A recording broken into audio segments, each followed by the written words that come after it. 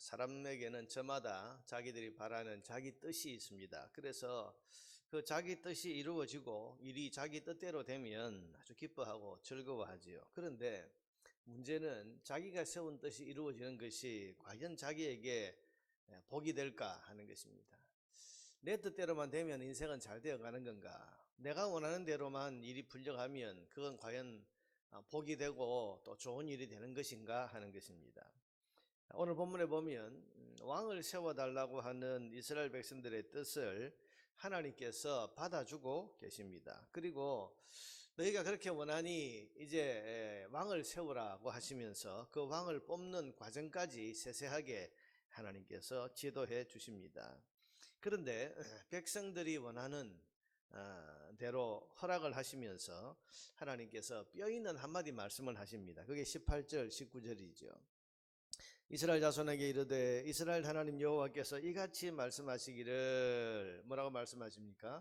내가 이스라엘을 애굽에서 인도하여 내고 너희를 애굽인의 손과 너희를 잡지 않은 모든 나라의 손에서 건져내었느니라 하셨거늘 너희는 너희를 모든 재난과 고통 중에서 친히 구원하여 내신 너희 하나님을 오늘 버리고 이르기를 우리 위에 왕을 세우라 하는도다. 지금 왕을 세워달라고 하는 이 이스라엘 백성들의 뜻을 하나님이 허락하시면서 하시는 말씀이 너희가 나를 버리고 왕을 세우라고 하는구나. 이게 하나님 뜻이 아니라는 거예요. 너희가 원하고 너희가 바라는 것이기 때문에 내가 허락하지만 이게 내 뜻이 아니라는 것을 하나님이 지금 말씀하고 계시는 겁니다. 너희가 이건 나를 버린 거다. 그거 똑똑히 알아라. 그 말씀을 하시는 겁니다. 여러분 왕을 지금 세우는 것이 하나님 뜻이 아니다.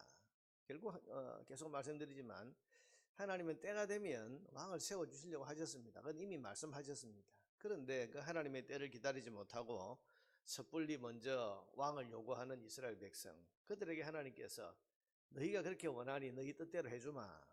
그러면서 오늘 왕을 세우는 과정을 말씀하시고 하나님이 원하시는 왕이 아니고 백성들이 원하는 왕을 그들에게 세워주십니다. 그 사람이 바로 사울이지요. 백성들이 원하는 왕이 어떤 왕이냐? 오늘 본문에 보면 사울의 성품과 특징이 기록이 되어 있습니다. 22절 23절에 보니까 그러므로 그들이 또 여호와께 묻되 그 사람이 여기 왔나이까? 지금 하나님께서 모든 지파를 다 모으라 그래 놓고는 1000명씩 앞으로 와라 이러고는 제비를 뽑았는데 결국 제비 뽑힌 사람이 사울인데 아무리 찾아도 사울이었거든요. 그러니까 하나님 앞에 가서 하나님 그 사람 여기 왔습니까? 물었더니 여호와께서 대답하시되 그가 짐 보따리들 사이에 숨었느니라 하셨더라. 그들이 달려가서 거기서 그를 데려오매 그가 백성 중에 서니 다른 사람보다 어깨 위만큼 컸더라. 겸손한 사람이지요. 그리고 그 키가 다른 사람들의 어깨 위만큼 더 큰 사람, 다시 말하면 기골이 장대한 사람입니다. 자, 여러분 보세요. 지금 백성들이 원하는 왕이 어떤 왕입니까? 이런 사람입니다. 겸손한 사람. 그리고 다른 사람보다 기골이 장대하고 그래서 누가 봐도 우리의 왕이다 하고 번듯하게 내세울 만한 그런 어떤 외모를 갖추고 그리고 싸움에 나가서 전쟁을 이끌 만한 그런 힘을 가진 사람. 백성들이 원하는 왕은 이런 왕이죠. 만약에 여러분 하나님께서 지금 제비를 뽑아라고 하지 않고 요즘같이 무슨 대통령 선거하듯이 투표해서 뽑았다면 아마 그래도 이 사울이 되었을 거예요. 왜? 그만큼 백성들이 좋아하는 왕의 자질을 갖춘 사람이 이 사울입니다. 그러니 하나님이 뽑아주신 이 사람이 얼마나 그들에게 좋았겠습니까? 기골이 장대합니다. 겸손하기까지 합니다. 그러니 자기들의 마음에 꼭 맞는 왕이라고 생각하고 그들은 환호했습니다. 그런데 여러분 그 왕은 결국 초기에 성공에도 불구하고 비참한 말년을 보내게 됐고 이스라엘은 이 왕으로 인해서 잠깐 반짝하는 것 같았습니다만은 곧 사사시대보다 못한 모습으로 전락하게 됩니다. 그게 그 결과입니다. 뭐가 문제입니까? 하나님의 뜻이 아니라 자기의 뜻을 고집했기 때문입니다. 결국 자기들이 원하는 왕을 하나님께서 세워주셨는데 그 왕은 하나님 마음에 합한 사람이 아니고 백성들이 보기에 겸손하고 기골이 장대하고 야, 이제 우리 마음에 꼭 맞는 왕이 이제 세워졌다. 그러니 이 왕과 함께라면 우리나라는 그야말로 다른 민족보다 훨씬 더 뛰어난 그런 강한 민족이 되겠다. 강한 나라가 되겠다. 그런 기대를 품게 할 만큼 인간적으로 괜찮은 왕이 사울 왕이었어요. 그러나 여러분, 겉으로 보기에 겸손하고 눈으로 보기에 기골이 장대한 이런 사람이 그들 눈에는 왕감으로 그렇게 보였지만은, 그러나 그 내면의 욕망, 그 내면에 있는 야심, 교만, 그리고 하나님을 경외하지 않는 불신앙, 이게 백성들의 눈에는 보이지 않아요. 여러분, 거기엔 결국 사울이 왕위에 있는 내내 이게 드러나지 않습니다. 성공하고 나니까 교만해지고, 그리고 겸손한 것처럼 보이지만은 결국은 눈앞에 뭔가, 여러분 나중에 아말렉과의 싸움에서 그 많은 양과 소떼를 보았을 때 그걸 차지하고 싶은, 하나님 다 죽이라고 했고 없애라고 했는데도 불구하고 욕망이 튀어나오고, 그러니까 여러분, 사람 안에 있는 이 내면을 사람은 볼 길이 없는 겁니다. 그저 자기들이 보기에 참 저렇게 겸손한 사람입니다, 저렇게 기골이 장대하고 멋지게 생긴 사람이 왕 아니면 누가 왕을 하겠나.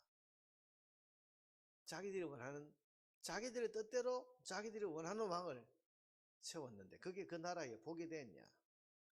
복이 된 게 아니고 큰 재앙이 되고 화덩어리가 된 겁니다. 이게 문제였습니다. 하나님은 겉이 아니라 중심을 보십니다. 그래서 결국 나중에 하나님 마음이 합한 사람을 하나님이 세우시지 않습니까? 사울이 있는데도 불구하고 하나님께서 사무엘을 보내서 다윗의 이새의 집에 가서 그 8명의 아들을 차례차례 보이는데, 사무엘이 가서 처음 보았을 때 큰 아들 엘리압이 왔을 때, 와, 이렇게 멋진 애가 있구나, 야, 이렇게 멋진 사람이 있구나, 키가 크고 장대하고, 기름을 부으려고 하니까 하나님께서 아니다, 그건 아니다. 둘째가 들어오고 셋째가 들어오고 다 왕감으로 보였는데 하나님께서 아니다, 아니다, 하나님 중심을 보십니다. 그리고 아들이 다 지나갔는데 하나님께서 여기 없다. 아니, 하나님 이 집으로 가라고 했는데 아들이 더 없습니까? 아이, 막내가 있는데 뭐 걔는 왕감이 아닙니다. 저 밖에서 지금 양치고 있습니다. 빨리 데려오라. 다윗이 들어올 때 하나님께서 뭐라고 하십니까? 내 마음이 합한 자, 그 머리에 기름을 부어라. 하나님 중심을 보시는 거죠. 그 내면의 인격과 신앙을 하나님 보시는 겁니다. 그래서 하나님이 원하시는 왕 다윗이 세워졌을 때 비로소 이스라엘 나라가 강건한 나라, 하나님의 나라가 될 수 있지 않습니까?